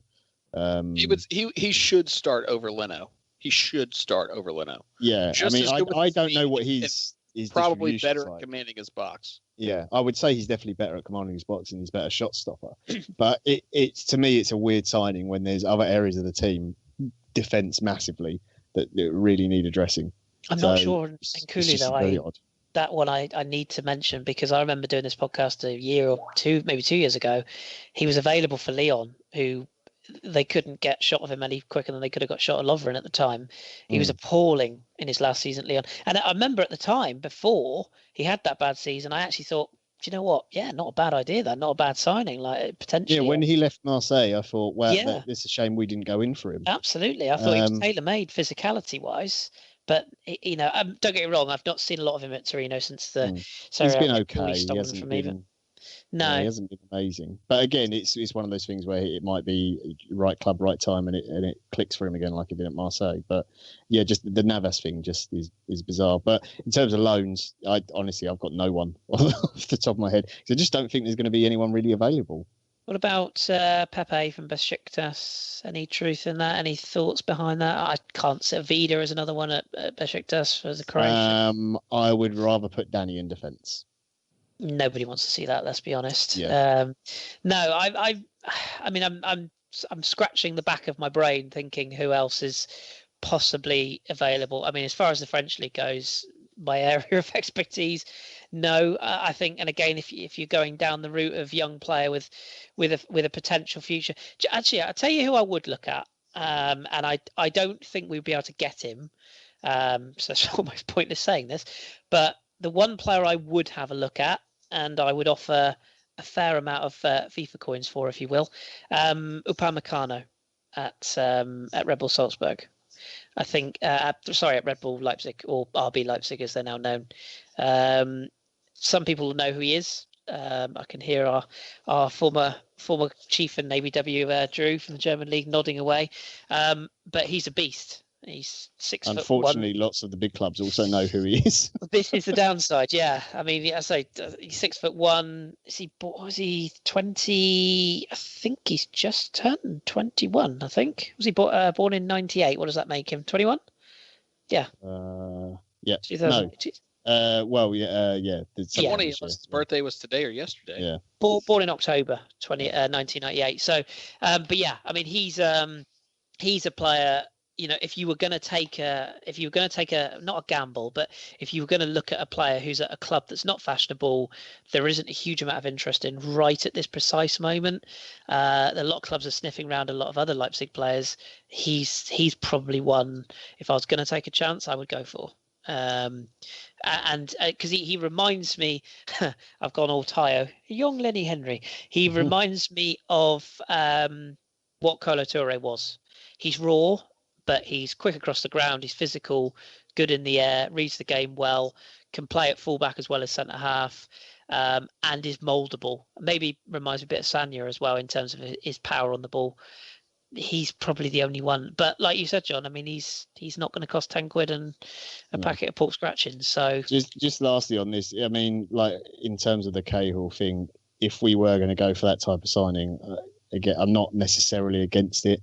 I think I'd just rather save the money and just put out one of the youngsters. I'd rather put out Mavropanos or like Pegazuelo or someone and just give them the experience until we can actually get who we genuinely want in the summer. So I think you're kind of spending dead money because if you get Cahill in, I don't think that changes our chances of getting Champions League football anyway. I don't think it pushes the needle. I do. I really don't think it moves it at all. It adds depth, but I mean, yeah. I mean, for a guy who's not Cahill played is for a better 6 defender months. than Mustafi. He's not played football for 6 months though. That's the worry. That's the worry. Neither did Koscielny. Well, yeah, and you can see he looks like he hasn't played football for 6 months. And at least Cos is welded into the fabric of what we do at the club. I'd still take it because you give me 4 good months in the next 6, and I'm okay. If he's the only option, I'm good. If it's him or nothing, I would take him because I think we have to do something. And excuse me, you both know I'm not one for saying, I'm not one of those people that says, oh, you have to buy to improve. No, I think you can improve what you've got. But the simple fact is we haven't got any young players that are ready to make the step up. Zach Medley is possibly going to be good in the future. There's a lot of talk about Mavropanos, but he's not been fit for months. And again, it's a kid who's played 3 games and been sent off in one of them. You can't put that pressure on him. Chambers, we can't get back. Holding. Oh no, we can actually get Chambers back. Oh, but we can't afford to. We apparently can't afford to though. It is interesting though that we've done a loan deal where we can break it now. Yeah. And we've even got the same agreement for Reece Nelson. But we cannot afford to pay the fine, the stipulation fine. But we're gonna buy our second goalkeeper in 7 months. And as much as I love Callum Chambers, his lovely beard, if you've seen him defend for Fulham this season, I'm not 100% sure that he's been better since Ranieri's come in. It's not his fault that team can't Yeah, because he's been playing holding midfielder. Anyway, let's move on. Okay. Yes, let's. Thank you for that question, which expanded into an absolute essay. But yeah. Absolutely. Okay. Let's go to I'm gonna go to John with this. Ryan Karasi asks, Madrid and United both look like they'll need a new manager in the summer. Any chance Emery would be considered? No doubt he'd accept either in Ryan's mind. But do you think, let's say that Emery is able to get Arsenal back into Champions League, do you think that would be enough to have United or Madrid come sniffing around our manager here? I don't think Madrid would. Would Man United? No. I don't think Man United would either. I'm not saying Emery isn't a good manager. Clearly he is. Personally, for me, this might offend a few people. I think he's a manager who can get us back into the Champions League, whether it's this season or later or another season. I don't think he's a title-winning manager in the Premier League. I'm not quite sure he's good enough. Are you saying he's the Spanish Bruce Rioch, John?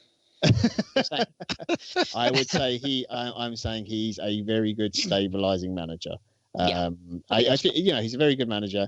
I just think those particular two clubs are a level above his. It's not just that he's not quite the bombastic, personality and everything. Quite shaggy. That's necessarily needed for it. I know Moyes got the job, but that was slightly different because it was like a hand-picked thing by Ferguson. So yeah, I'm not convinced. I'd like to see what he could do without his hands tied. I mean, I know we could say the same about Arsene at the time, but he didn't have his hands. Sorry, Jay, say again. He won everything except he didn't really have his hands tied that much except by Neymar at PSG, and he won everything but Champions League. Yeah, that's kind of what I mean. I would just it almost seems like a good fit, manager and our club. It seems like a good fit. I just wonder how good Emery could be if given the full backing of an Abramovich type of an owner. I don't mean, do you know what I mean? I mean, if Kroenke decided, do you know what, fuck it, let's give him some money. Yeah. I'd like to see what sort of players he would do, and then at the same time, if he does get us into the Champions League by signing Guendouzi and potentially Banega, or maybe that makes it even more of an achievement potentially. Maybe. So, yeah, interesting that. But no, I agree with the question. I don't think he's gonna. I think United will. It's weird actually because Solskjaer's united that group, but I can't see any way that it's Ferguson. It's not him. No, I agree, and I think Pochettino will be there next year, or he'll at least be at Madrid, and we can all have a hearty laugh as Spurs employ the English Huddle down at Bournemouth. The English Huddle? No, the second coming of Huddle at Bournemouth. I would love it if Howe turns him down. That'd be great. Wouldn't that? Yeah, and they got like Terry Venables back or something like that. I did like Did you see the Cardiff fan for the Spurs game? He had the sign up saying, "Oi, Levy, don't try and pinch Warnock when Poch goes to United." You know who I could actually see going to Spurs when Poch leaves would be Brendan Rodgers. Oh, the second coming of just be laughable. Just go. Absolutely, him in that cheese room all day with his fat little sausage fingers. Anyway, let's move on to the next question. At Boo Boo Boona asks, appreciate your listenership, Boo Boo Boona, because you've been here for a long time, so we appreciate it. Chris, this is coming your way here with the apparent reluctance to play Ozil and shipping Ramsey. What system is Emery trying to play, and what type of midfielder is he looking for? We obviously know that John can't figure out what style Emery's trying to play. You've watched him in the French league for a while, and now you see him with Arsenal for a few months here. What's his philosophy? What's his system? Where's he trying to go? And what are the midfielders that he needs to accomplish that? Well, I think the midfielder that he wants, we've already got, but he's not at that stage of his development yet, which is Guendouzi. I think if you lay it out and you compare it PSG to Arsenal, obviously you can't include Mbappe and Neymar or even Cavani. Well, you could maybe say Cavani and Aubameyang. There's a close similarity there in terms of strike rate. Maybe you could put Lacazette alongside Mbappe before he became what he is now. I'm talking Monaco Mbappe. Even that is a bit. I love Lacazette, but Mbappe's got so many upturns. But if you look at PSG's midfield, he had a destroyer in Lucas Torreira. He's got now. He's a massive upgrade on Thiago Silva. Motta, thank you. Not Thiago Silva. That's an entirely different player. Thiago Motta, who was obviously frail and half dead by the time Emre left. He's got Guendouzi, who I genuinely think he sees as his Verratti long term. A lot of people are going to say, what are you fucking talking about? That's bollocks. I'm not saying now. I'm saying in 2 to 3 years' time, if you look at how Verratti plays, his style, his combative nature, he's a bit spiky, he likes a booking, there's a bit of shithousery about him, he likes trying extravagant passes that are often not actually on. I think in a few years we might have a player let's be honest, if we can get a player anywhere close to the level Verratti is brilliant. So I think that's who he is. The one missing element, I think, that he's probably not found is a Di Maria / Draxler, who can play in the pocket, which I think is probably what he hoped Ramsey would be. Obviously, we've covered that. And then there's Mesut. I think the only way that you get the best out of Mesut in the Di Maria / Draxler role is if you play 2 forwards and you play Ozil in the 10, and you basically say, right, we're not going to play with any wingers, we're going to pack the midfield behind it. My maths is terrible. What's that? A 4-4-3-1-2, isn't it? That's probably the only way. And I think did we line up against was it Brighton in that? I think formation? we started in that formation against Fulham. Yeah, we've done it a couple of times, sort of like a 4-4-2, but it's more of a diamond, and it sort of goes into a flat 4 when we're defending. Yeah. I mean, I think that would get the best out of Mesut, and with Lacazette's work rate, you've got nothing to worry about in terms of strikers dropping back. Yeah. Lacazette's happy to work back.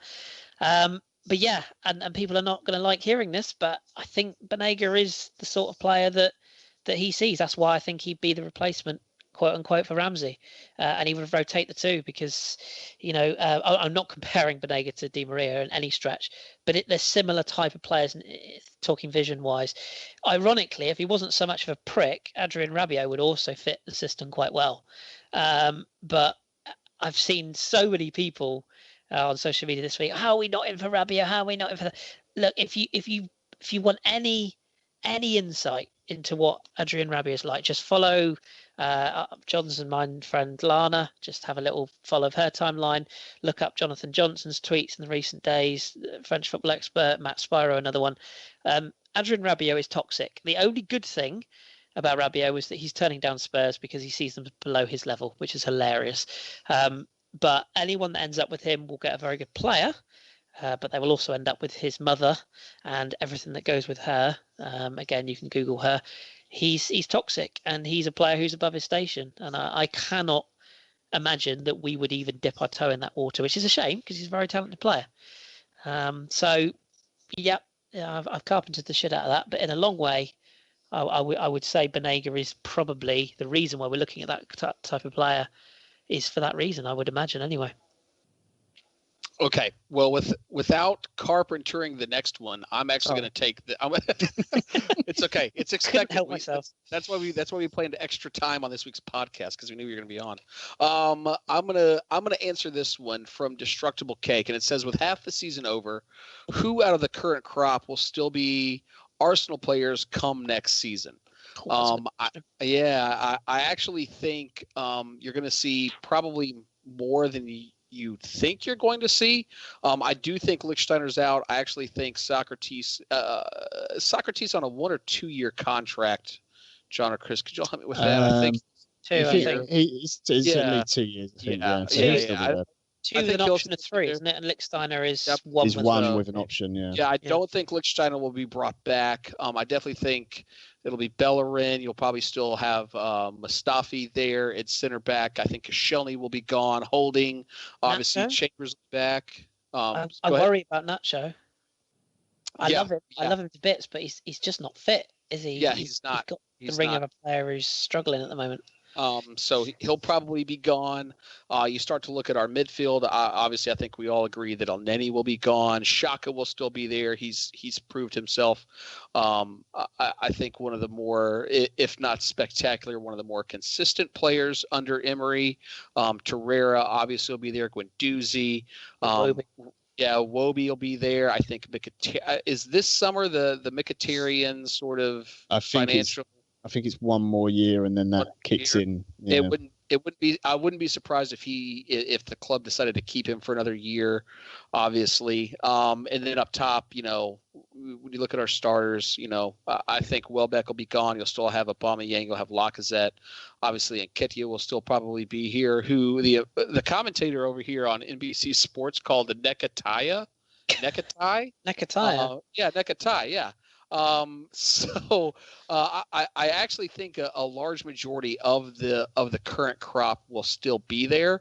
I definitely think that you will see an unloading of age and older players who will most likely be moved on. So last question here. I'll ask this to both. Just really quickly. Really quickly. I promise I'll be short. Firstly, Nekatiah is how an Italian man says scarf. Nekatiah. And also, I forgot what the hell I was going to say. Oh, God, what was I going to say? Something about one of our attackers, and it's completely slipped my mind. Bollocks. Danny Welbeck will be gone. We'll have. Yes. Don't forget, we need to make room for the inevitable signing of Shinji Kagawa, Jan Weigl. You took up all that time to just make a Shinji joke. Unbelievable. Just a Dortmund. We all know we're going to sign half a Dortmund squad in the summer. Unbelievable. If it was for Royce, it would have been worth it, but unfortunately, it was not. He'd break a leg on the way over, Bless him. All right, John. I'm going to come to you, and Chris. You can have a small say in this, but just don't you it. Mike Hernandez asks, will playing AMN, that's Ainsley Maitland-Niles, conservative, not Ashley Maitland-Niles, but will playing AMN in multiple positions hinder his development? Ox comes to mind when I think about AMN. So, John, I'm going to let you start with that one, and Chris can finish.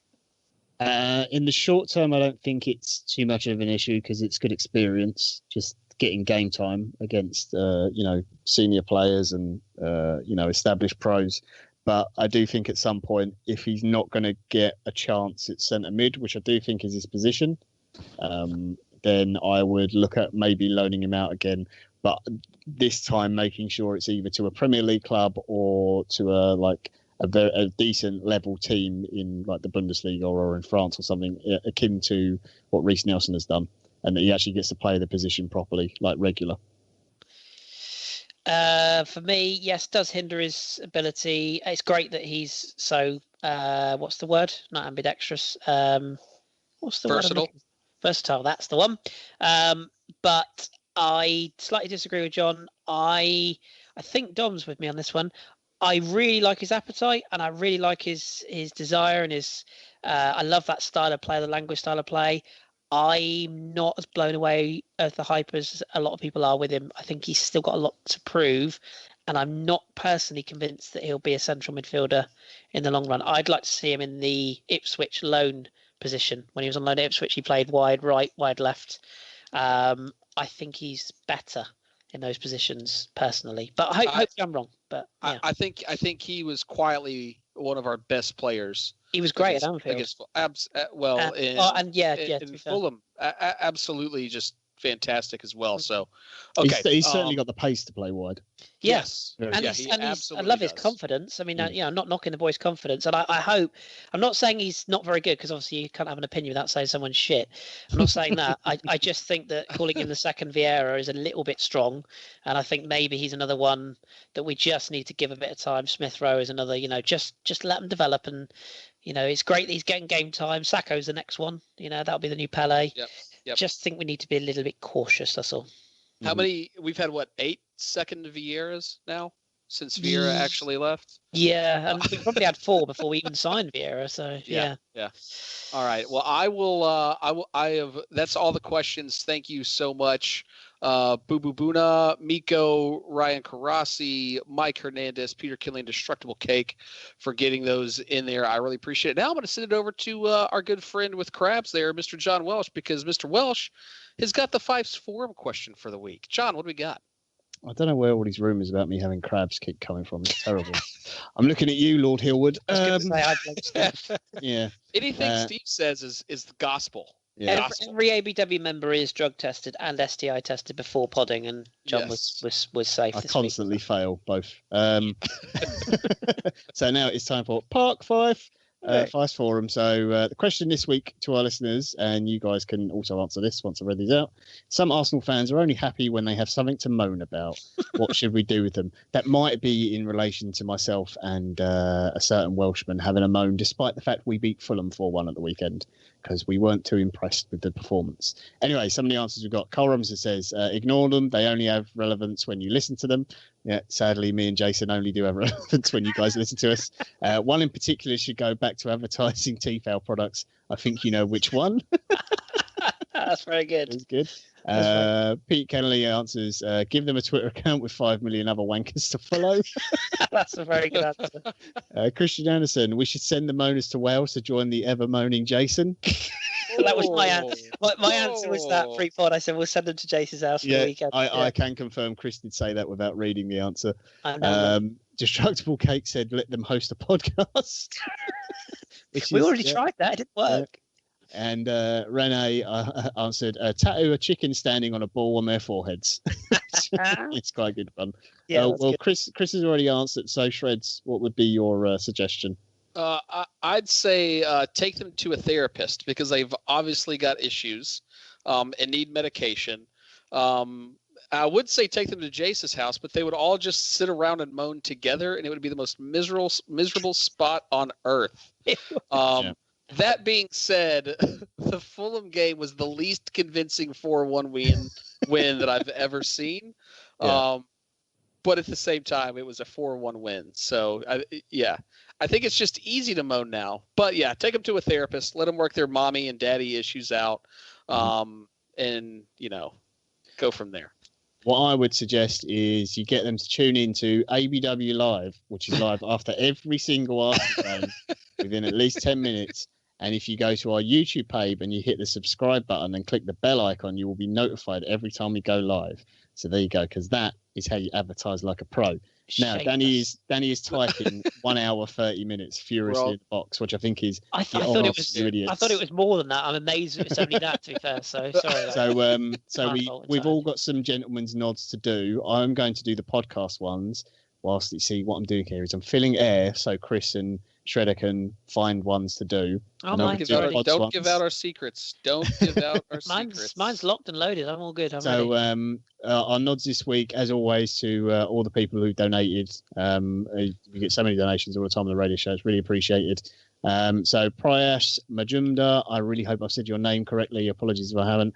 Black Scorpion, otherwise known as Ola, Petito 100, Arian Hadari, Yvonne Okafor, the Gooners podcast, that's Mike Hernandez who asked the question earlier, Unique 79, and Mika as well. Thank you so much for all your donations. You guys are always in there. And everyone else who listens to the radio show, whether you're with us live or listening later through iTunes or anything else.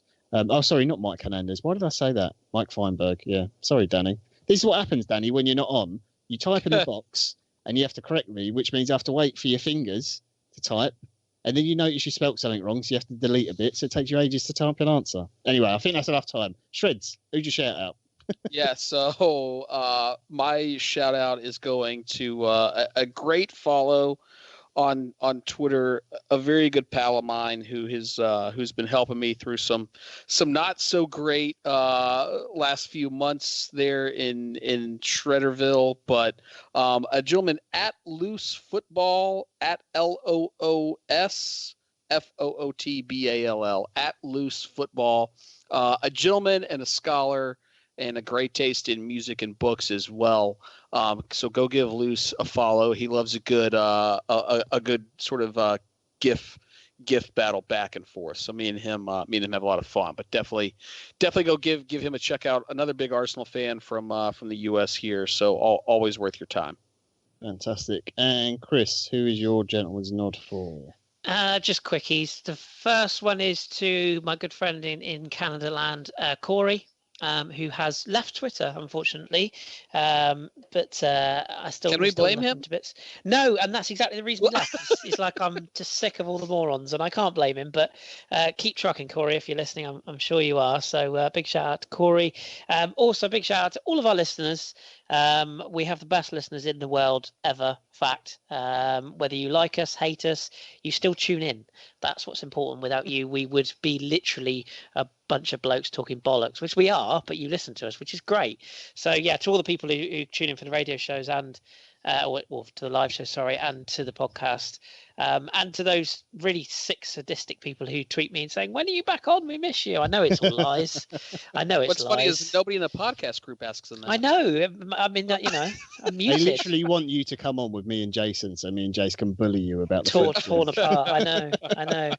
And life gets in the way, boys and girls, sadly. So I'm afraid I'm not on as much as I'd like to be. But hey, it's nice to hear new people. The final shout really is he sat there, probably naked, spoon feeding himself syrup or something. But one man who doesn't get nearly enough credit for putting all this shit together is our very own Danny. He's been doing this podcast for fuck knows how long, too long to be honest. We do give him credit every once in a while. Yeah, he's typing furiously now. He's going to give it like stats now. While he's typing, I will also say this podcast probably goes back to 2015, 2014 when the radio show started, and I remember it was us and Jace and maybe Danny who would join. So it's a good throwback. We've not done this all together in a very long time, so it's been a fun chat. And frankly, if Danny can't actually provide the stats of how many minutes and seconds that he's done recording, he's a shit statistician. But no, Zero assists though. He's the he's just put a load of numbers. he's the consistent genius behind this, and let's be honest, even though we all have the capabilities of setting things up, and a few of us are techie, probably John more than most of us, let's be honest, we wouldn't get this out every week without Danny. So it's a good job that the fucker never sleeps, really, isn't it? So thanks, Danny, you massive twat. And my shout out very quickly is going to Nikki Wilson, who is at Nikki G Wilson, who was disappointed I wasn't on the radio show the other day because he had a complaint about referees who apparently I've been too nice to all season and been sticking up for. And he did a lovely picture of Sean Massey waving her offside flag with my name and some love hearts on it. He professionally trolls me, you know this. Yeah, he's a great troll, is Nicky. He always puts some funny stuff in the chat box as well. So thank you for the picture. So yeah, that is it for this week's podcast. Chris, do you want to sign us out then? Yes, I will. My thanks, of course, to you, John, and to Jace for joining me. Thank you very much, gentlemen.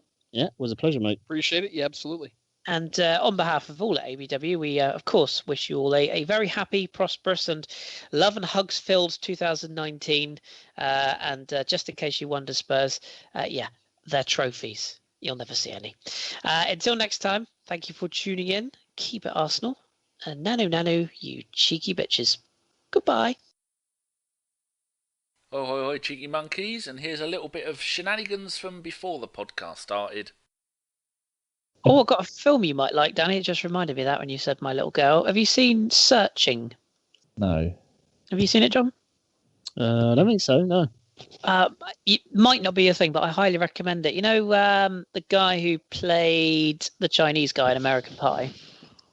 Yes, yeah. He's all grown up now. I can't remember his name. John Woo, is it, or something like that? He's the lead, and he plays the father of a Japanese or Chinese schoolgirl, college girl. And basically at the start of it, you see her mother's going through cancer treatment. She's in remission. She's coming home. Then suddenly she's not, and she passes away. And she was getting piano lessons as a youngster, and she wanted to make her mum proud. So she's doing these piano lessons, and she goes off to college to study music.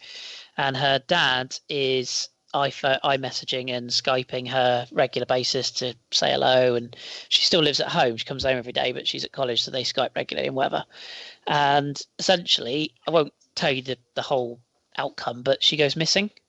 Oh, is this the thing where like some of the shots are sort of from the perspective of the phone and the camera and stuff like that? Yeah. I've seen it. Sort of like the trailer for it. Almost the entire film is filmed on Skype or on like the computer screens, and but it's done in a really good way. And although my missus didn't really see the twist coming, but I kind of did. Well, there's about 3 twists, but one in particular. But it's really, really clever. The only downside is it'll be copied now by 100,000 different films. But the acting and the way it's put together and the story is really, really good. It's worth an hour. I think it's an hour and 20 minutes, something like that. It's well worth a watch. It's I was really quite impressed with it, I must admit. You back yet, Shreds? Yep, I'm back. Trying to see where I'll be able to watch the FA Cup match this weekend. Oh god, yeah, I don't even know we're playing. How bad is that? Blackpool. Oh yeah, that's on Saturday night, isn't it? Yeah. Oh god. Right, everybody ready? Yeah. I shall be listening. Who's starting it, by the way? Eh? Who's our host? You can. No, hard pass. I'll pass. I don't mind starting it. I just don't want to host it because Start it, then you just know what you're talking about, don't you? All of you. Yeah. Okay. I'll start it. Have we decided what we're doing yet? We just, like we said on the message I put in, we're just free forming it, or Well, since our last show, which was on we've had 3 games, haven't we? You've had too many games to go through them all, Danny. Yeah. I think we should. It's halfway through the season. You can just like review what the team's done up to now and how Emery's doing. 6 months into the job, and longer than that. What was the last game we played, podcast-wise? After the last podcast, next game was Spurs in the League Cup. 6 games. No, 5 games. I'll just open it with that then, and we'll just go in. Yeah, to say we've played 5 games since the last podcast. As we don't want to be here till next year. Yeah. The League Cup one is meaningless. Burnley, we knew we were going to beat them. Brighton one, nothing to talk about. Liverpool, there was maybe yesterday a little bit, and then like John says, talk about the season. Cool. People have developed, and no point in me telling you, you know what you're doing. Right. Cool. So, what is this? It is. Danny, are you going to be putting the questions in Five's forum in the chat? Yeah. Who wants to do Five's forum? I'll do Five's forum. And who if wants I can to say it. Let's see with John or Chris to do the questions. John, do the questions since Chris is introing and outroing. Yeah, sure. I'll do the questions. Okie dokie. I've got all that. Right, so I'm putting myself on mute. Start whenever you want. Oh God, sorry. I'll be listening. Good luck. Right, we ready? Yep. Okay. 3, 2, 1. Hello, ye yoti. Yeah, no, let's start that again. Bollocks. See, this is what happens when you don't pod for a while. Danny, you can keep that for the extras. Hello. That's what I was going for, and then it all went a bit wonky. Right. 3. Someone can't keep their sword in the scabbard. Go ahead. 3, 2, 1.